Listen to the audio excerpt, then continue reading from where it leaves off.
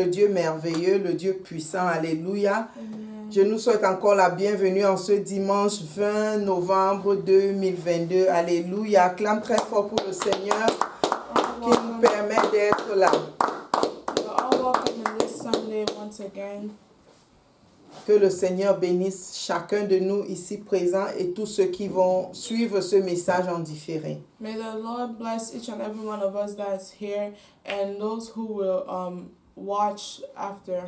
Seigneur notre Dieu, nous te rendons grâce. Lord, we give you all the glory. Merci pour ce matin où tu nous rassembles à tes pieds pour nous instruire. Thank you for this day that you gather us to follow your instructions. Papa, tu as une parole d'exhortation pour nous. Parle, nous écoutons. Lord, you have a word of exhortation for us. Speak and we are listening. Que ton nom soit célébré au nom de Jésus. Amen. Let your name be celebrated in the name of Jesus. Bien-aimés, ce matin, nous allons parler de comprendre la vision divine. Beloved, this morning we're gonna talk about understanding divine vision Ou comprendre ton appel. or understanding your calling. Bien-aimés, la vision dans le monde, le royaume de Dieu vient de Dieu lui-même. Beloved, vision comes from God, Et lui, il est bien habilité à nous en donner les détails. and he's well placed to give us details. Mais si nous ne suivons pas cette direction, les directives du Seigneur, But if we don't follow the instructions of the Lord, les erreurs sont possibles. errors are possible. Mais toi, tu ne vas pas rater ta vision par erreur au nom de Jésus. But you will not miss your vision by error in the name of Jesus. Ouvrons nos Bibles dans Actes chapitre 10. Let's open our Bibles in Acts chapter 10. Nous allons lire différents versets au fur et à mesure que nous avançons. We're going to read different verses as we move forward. Actes chapitre 10, versets 1 à 2. Il y avait à Césarée un homme nommé Corneille, centenier dans la cohorte dite italienne. Acts chapter 10 verse 1 says, There was a certain man in Caesarea called Cornelius, a centurion of what was called the Italian regiment. Cet homme était pieux et craignait Dieu. Avec toute sa maison, il faisait beaucoup d'aumônes au peuple et priait Dieu continuellement. Alléluia. A devout man and one who feared God with all his household, who gave alms generously to the people and prayed to God always. Voilà cet homme qui était un païen. Here is a man that was a pagan, Mais ici, la parole de Dieu nous dit, il craignait Dieu. but the word of God tells us that he feared God. Et il était, avec toute sa famille, il priait et faisait les œuvres de Dieu. Pourtant, il n'était pas du peuple de Dieu. And with his whole family, he feared God, although he wasn't part of the people of God. Alléluia. Amen. Le verset 5 nous dit, avant qu'on arrive au verset 5, Dieu reconnut cet homme dans sa façon de le servir. Before verse 5, we see that God recognized this man in the way that he served the Lord. Et envoie un ange l'avertir de ce qu'il a vu, la semence qu'il a toujours faite. And he sends an angel to him to tell him that he has seen the seed that he's sown. Et au verset 5, l'ange de l'Éternel lui dit, envoie maintenant des hommes à Joppé et fais venir Simon, surnommé Pierre. And verse 5 says, Now send men to Joppa and send for Simon, whose surname is Peter. Et maintenant, nous allons lire du verset 9 au verset 15. Emmanuel va lire. And we're going to read verse 9 to 15. The next day, as they went on their journey and drew near the city, Peter went up on the housetop to pray about the 6th hour. Then he became very hungry and wanted to eat. But while they made ready, he fell into a trance, and saw heaven open, and an object like a great sheet bound at the four corners descending to him and led down to the earth. In it were all kinds of four-footed animals of the earth, wild beasts, creeping things, and birds of the air. And a voice came to him, Rise, Peter, kill and eat. But Peter said, "Not so, Lord, for I have never eaten anything common or unclean." And a voice spoke to him again the second time, what God has cleansed you must not call common. This was done 3 times and Alléluia. Amen. Nous voyons ici Pierre se révéler en vision Dieu se révélait en vision à Pierre. Here we see that God revealed himself in the vision to Peter, Mais d'une manière qui amènerait Pierre à la prochaine étape qu'il attendait. but in a manner that brought Peter to the next step that he was waiting for. Rappelons-nous que Dieu a demandé à Corneille, le centenier, d'envoyer des serviteurs appeler Pierre pour qu'il vienne vers lui. Let's remember that Dieu a dit à Corneille, le centenier, God told Cornelius the centurion d'envoyer des serviteurs vers la ville où Pierre se trouvait, inviter Pierre à venir le rencontrer. to go to the place where Peter was, to invite him to come and meet them. Et dans la loi juive, les Juifs ne se mélangent pas avec les païens. And in the law of the Jews, they don't mix with the pagans. Donc Pierre, en tant que bon juif, n'allait pas accepter de se rendre dans la maison de Corneille.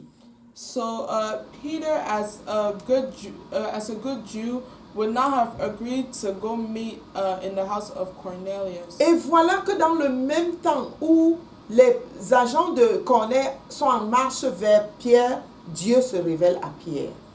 And we see here that as Cornelius and his agents are going to Peter to give him this message, God reveals himself to Peter. Amenant Pierre à voir dans une vision, comme un rêve, Dieu lui demandait de manger des animaux impurs. And God gives Peter a vision, and he tells him to eat animals that were considered unclean.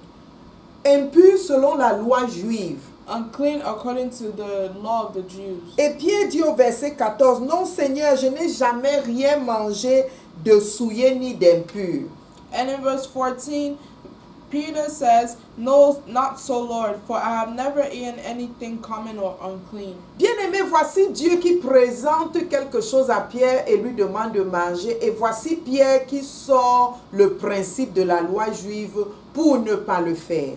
Here, God is presenting Peter with something and asking him to eat it, but Peter, trying to follow the law of the Jews, is saying that he cannot eat something unclean. Bien-aimé, la loi juive était en train d'amener Pierre à refuser la volonté de Dieu.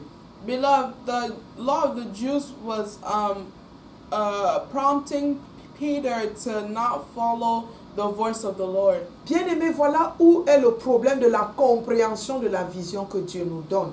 And here is where the problem lays, in the comprehension and the vision that God gives us. Parfois, Dieu a un plan qui ne tient pas dans les normes sociales ou les normes habituelles de la Bible ou de la loi à laquelle nous sommes soumis.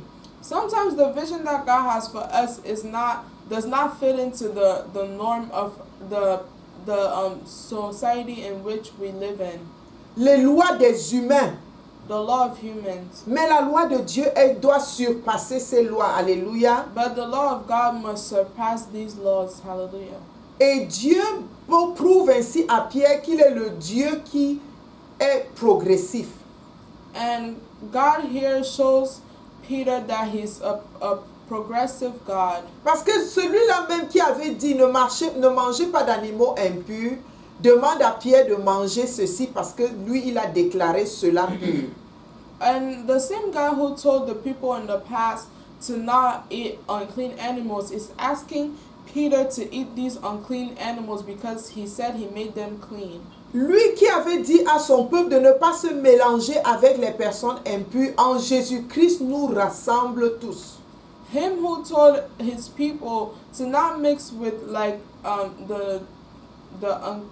unclean ones. The unclean people is now reuniting everyone under Jesus Christ. Alléluia. Amen. Et voici encore une chose que Pierre a rencontrée dans cet échange avec Dieu. Tandis que Pierre ne savait, le verset 17, tandis que Pierre ne savait en lui-même que penser du sens de la vision qu'il avait eue, des hommes envoyés par Corneille,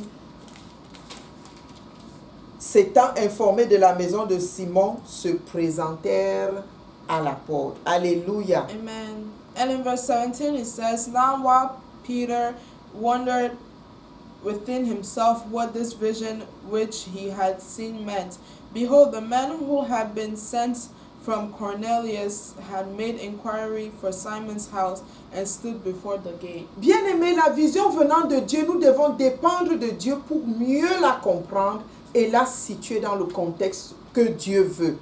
Beloved, the vision that comes from God, we have to understand it and cite it in the context in which God means it. Nous devons dépendre de Dieu pour cela. We need to depend on God for this. Parce que le plan de Dieu ne dépend pas de notre compréhension ou de notre tradition. Because the plan of God doesn't depend on our comprehension or traditions. Et très souvent, nos traditions peuvent nous induire en erreur.